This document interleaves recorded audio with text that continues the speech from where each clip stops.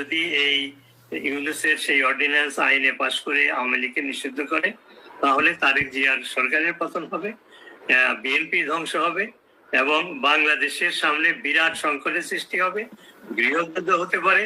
আমরা একটা ব্যানানা স্টেটে ব্যানানা রিপাবলিকে পরিণত হতে পারি, আমাদের সোভারেনিটি থাকবে না।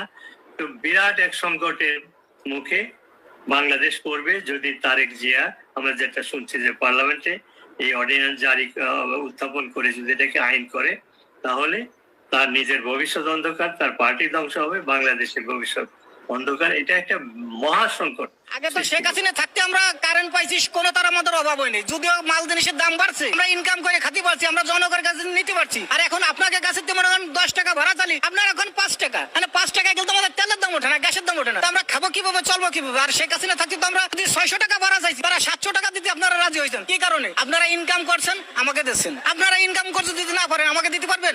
হঠাৎ এই ইনকাম কমে যাওয়ার কারণ হঠাৎ তো যে স্বৈরাচারী বলিয়া মনে করেন, স্বৈরাচার তো বাংলাদেশে যারা আছে তাই হলো বড় স্বৈরাচার। আর যে চলে গেছে সে তো মনে করেন স্বৈরাচার না, এটা হলো আমাদের কাছে স্বৈরাচারী যারা বলছে সেই স্বৈরাচার আবার যদি আসে তাহলে দোষ ফিরবার আগের মতন চলবে। আগের মতন যদি চলে তাহলে সেটি আমরা ভালো থাকতে পারবো, খাতে পারবো। হাসিনা কেন?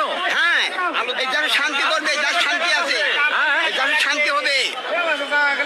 হাসিনা কেন শান্তি হ্যাঁ, হবে? শান্তি অবশ্যই হবে। দয়া আছে মানুষের উপর, রাস্তাঘাট, বৃদ্ধ ভাতা, বয়স ভাতা, কন্ট্রোল সব দিয়েছে, ওই শর্ট পড়েনি। আর এই ধানের শীষ পাগল হয়ে গেছে, আমরা কিছু মনে দিবে না। এক মন আলু কাটতে লাগতে 60 টাকা, আর বেচারিতে 100 টাকা, 40 টাকা, কি হবে?